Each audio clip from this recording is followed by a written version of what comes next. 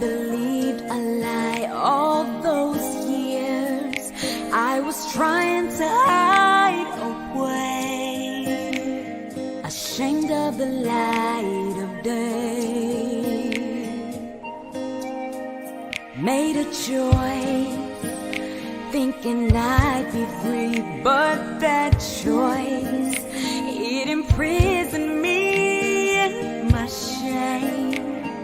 Till I stepped into the light of God's love, the healing began.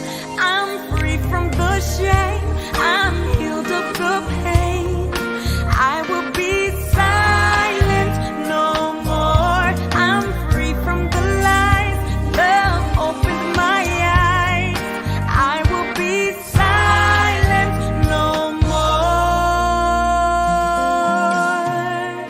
Love broke through to the heart of me. Now the truth has come and set me free from the past. When I stepped into the light of God's love, forgiven at last. I'm free from the shame, I'm healed of the pain. I will be silent no more. I'm free from the lies, love opens my eyes. I will be silent no more.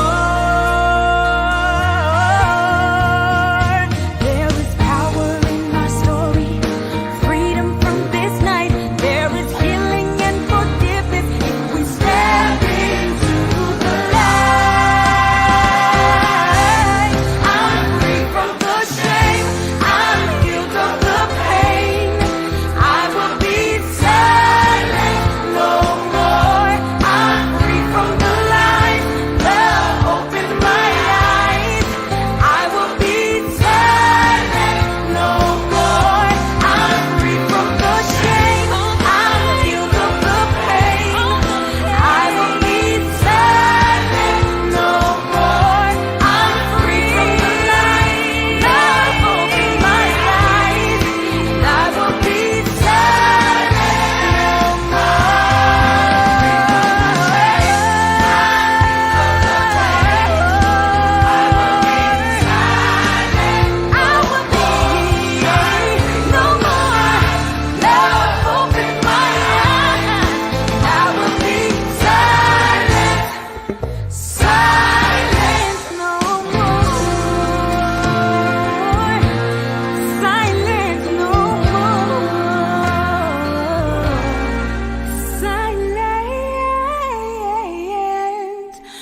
no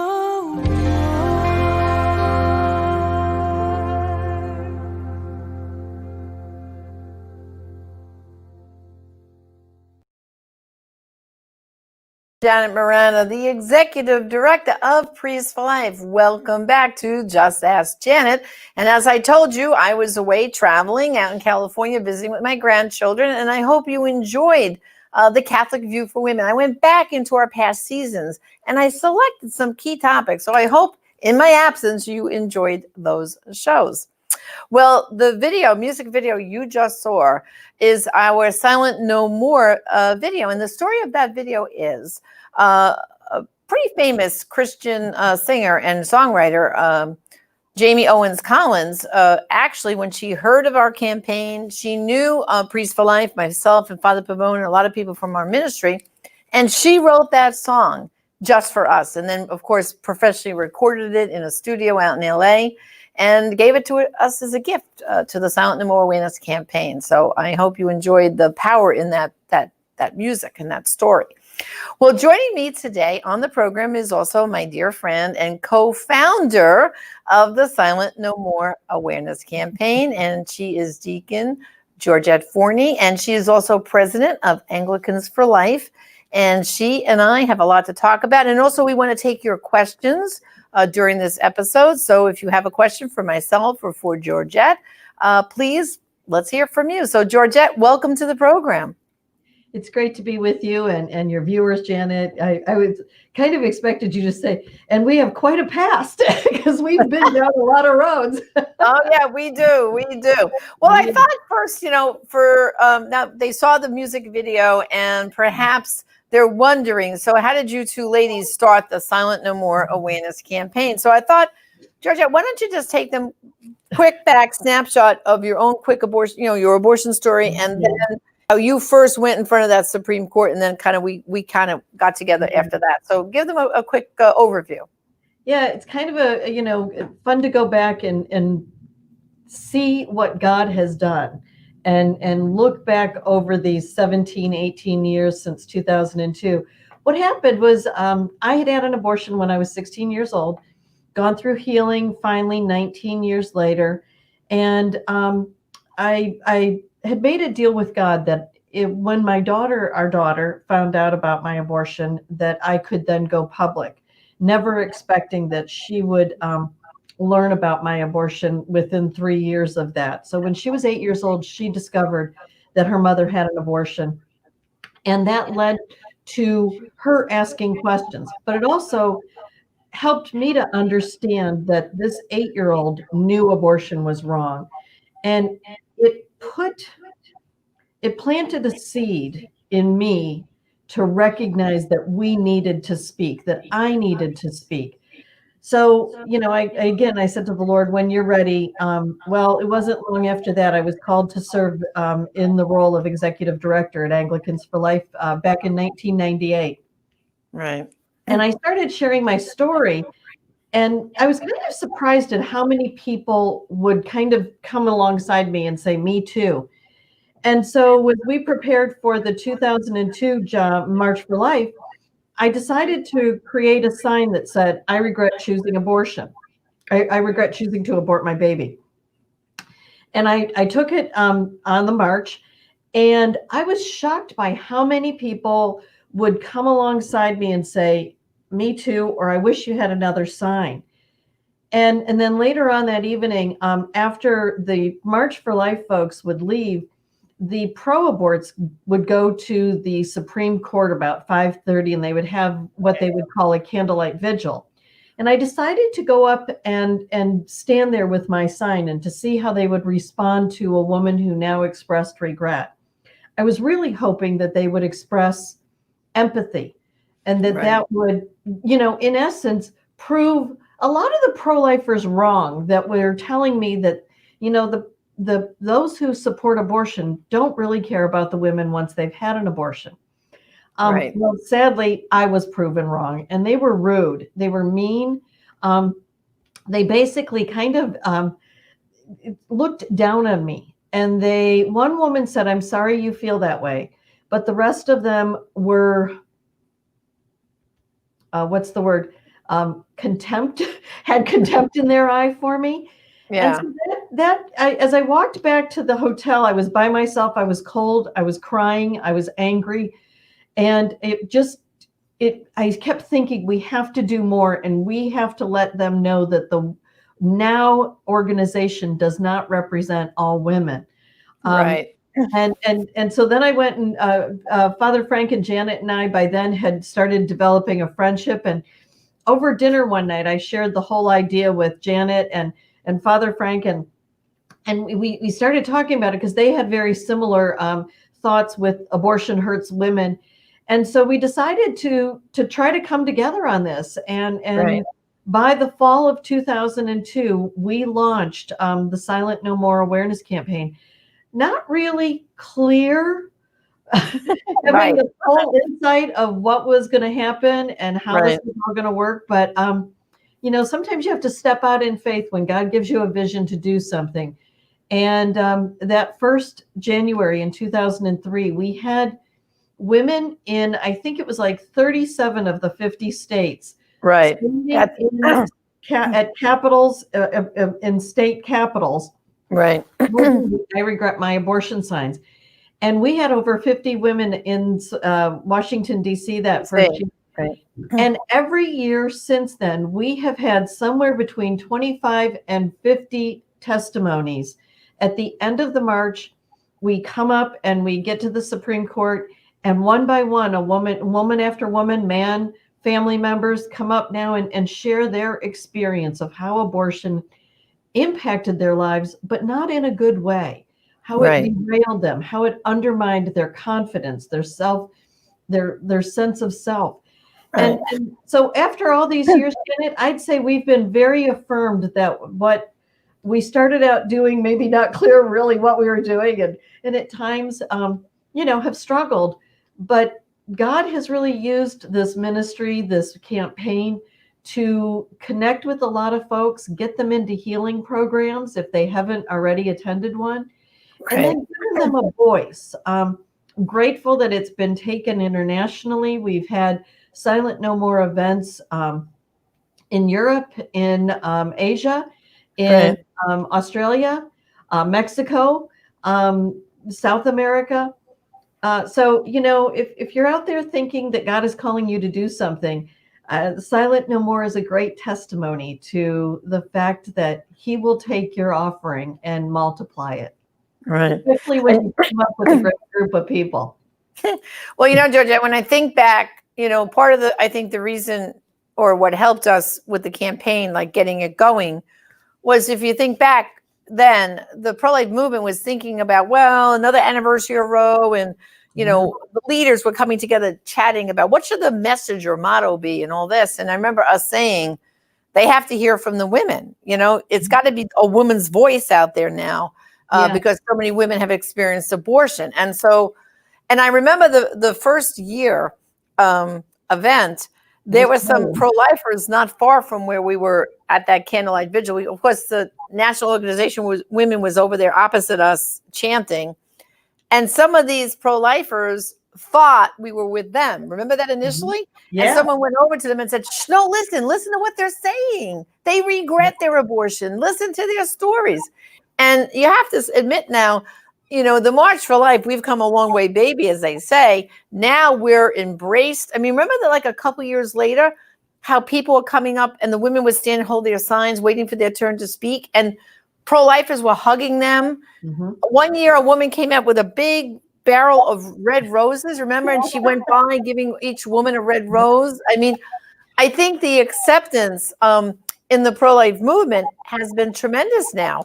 But in those early days, it was kind of like, weren't they trying to figure us out, right? Well, I think that, anytime something is new, it takes a while for people to kind of process it and get it. I think what I found fascinating was once they understood that we were trying to give voice to the reality, we were, this whole abortion rights issue is really built on two pillars. One, that it isn't a baby, and two, women need this right.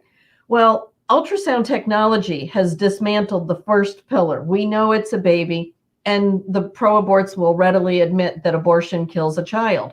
Right.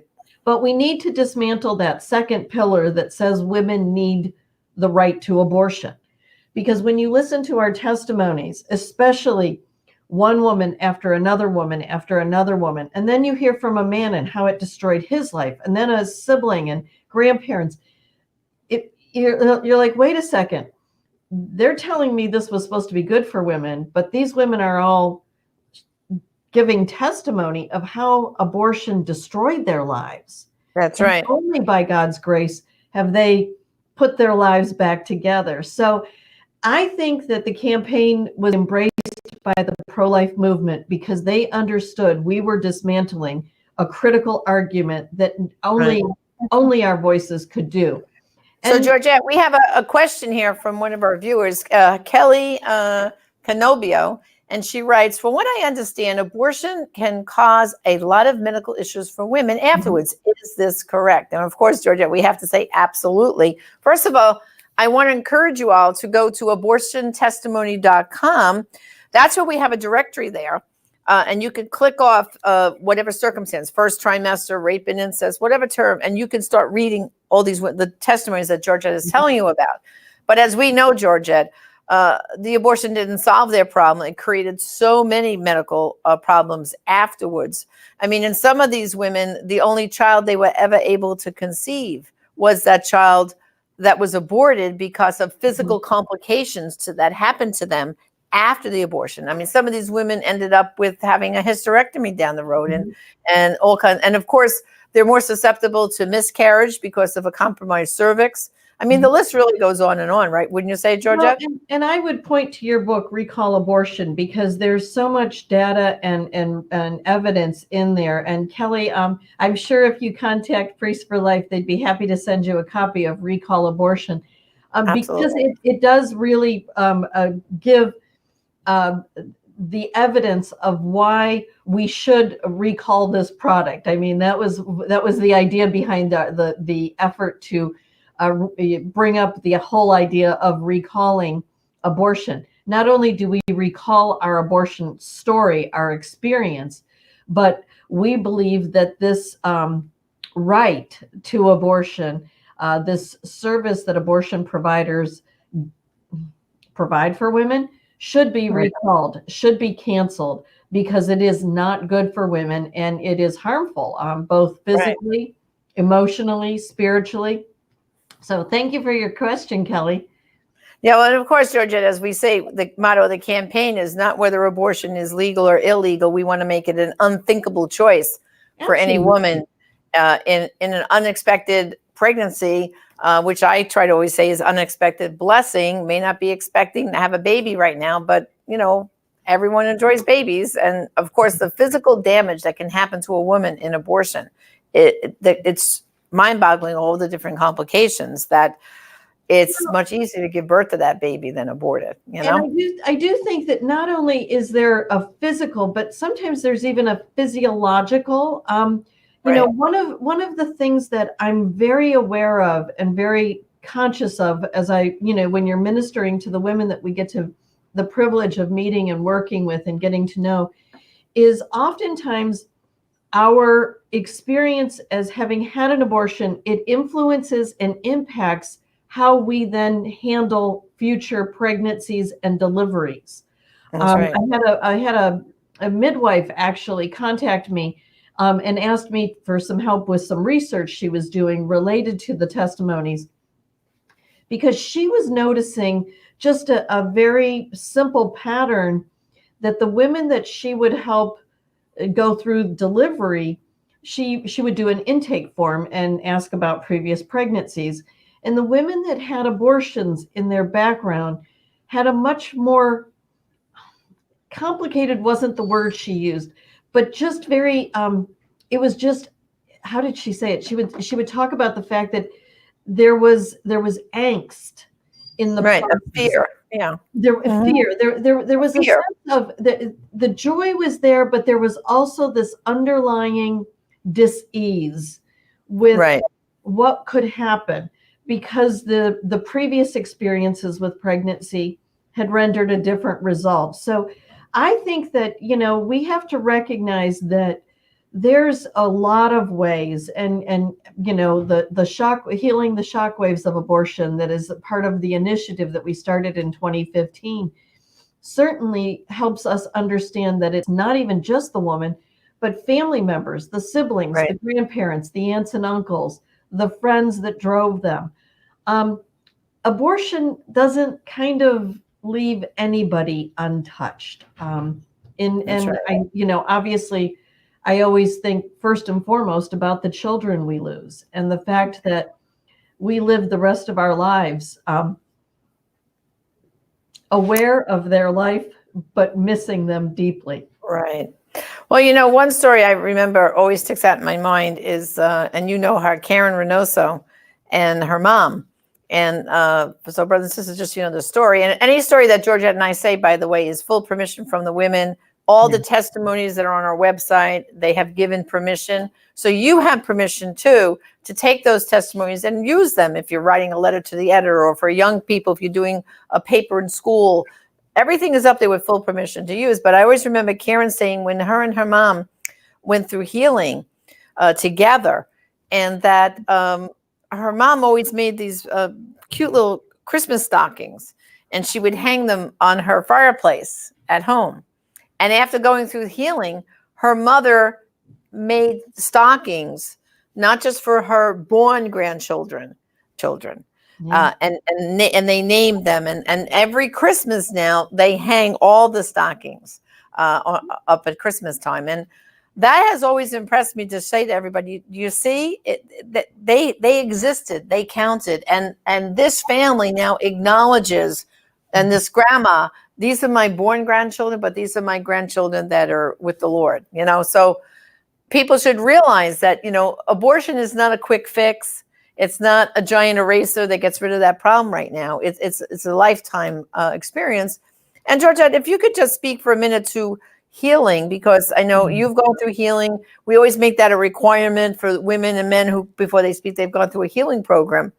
But wouldn't you say, like we always say, that healing is an ongoing process, and that I know so many of the women say that every time they come, some of them have come to Washington they've been with us since the beginning. Yeah. And some people will say to them, oh, why do you keep doing that? And why do you keep telling your story? And I always say, and they say as well, because it's another layer of that onion peels away. And so could you speak to that from your own experience, how you feel? Yeah. I would say that we can't appreciate how much our abortion has caused us pain and guilt and grief and shame until you start walking into healing and forgiveness. And then you begin to realize how much of a burden and it's like this unresolved grief that's almost been like a monkey on your back. And until you start to address it, it continues to have power over you. When I did my first healing program, I never would have dreamt that I would be here 25 years later, Right. helping women and doing all this. I thought it was just my little, thing. Right. But once I got involved and I learned more about the healing programs and how many there are now, it was funny because we wanted to make sure that Rachel's Vineyard was included as a part of the campaign. And I said, well, if we're going to promote Rachel's Vineyard, I want to attend a program, the weekend retreat. And I really kind of thought, well, I've been doing this for a couple of years. I've been sharing my testimony. I think I'm in pretty good shape. And I went on the weekend under the guise of just checking it out. And I was pretty shocked and surprised when I participated and realized there were still unresolved things. So now part of the training and the work that we encourage our regional coordinators, our leaders to do, is to encourage people to not only attend one program, but if I attended my first program in 1995, attend another program in 4 more years or 3 more years. Allow the Lord to continue to bubble up things, because Right. He will. We're complicated souls, and it's kind of like the more we push it down, the longer it takes to bring it back up and bring it into the light, into His light, Right. as the video talks about. Right. Well, I just want to remind everyone, if you're looking for one of those healing programs, you can go to abortionforgiveness.com. Again, that's abortionforgiveness.com. Just put in your zip code. It will show you where the nearest Rachel's Vineyard program is and some other healing programs. Mm-hmm. And of course, Georgette, as you know, through that healing process, whether it's Rachel's Vineyard or some of these other programs, you get the opportunity, if the Lord puts a name on your heart, name your child, write a letter to your child. When you think about that abortion, there was no closure, but in these healing programs, the woman gets to have a sense of closure, wouldn't you say, in a connection with their child again? I think the most important part of the healing programs is the memorial service at the end. And all of the programs do some form of it. And I'll never forget, we had a priest participate with us in the first one I did especially. And he was a very tall, robust man. And we were in a children's chapel. And his gentleness and his grace and compassion to all of us women who had aborted our children, it represented God's love. And Right. it was so powerful in not only redeeming us, but receiving our children into heaven and assuring us that they were in heaven. I can still see that picture of John standing up there at the altar and doing the service. It is one of the most precious, sacred moments in my memories, because when we honor our children, we are reminded that their lives were sacred and they did still count for something. Right. Even though they're not here with us, every time we help someone, I feel like I'm honoring my daughter, Elizabeth. Right. That's true. Well, Georgette, thank you for sharing so openly with our audience. And again, I want to remind you, brothers and sisters, if you'd like to read these testimonies and spread the word about the campaign, go to abortiontestimony.com. Our complete website is silentnomore.com. And again, if you know someone who is looking for healing, abortionforgiveness.com. So thank you for joining us, and tune in again tomorrow, where I'm going to have Dr. Tom Hilges of the Pope Paul VI Institute, and he's got an exciting new book out, and we're going to have a great discussion. So tune in again tomorrow. Thank you for coming to Just Ask Janet. God bless.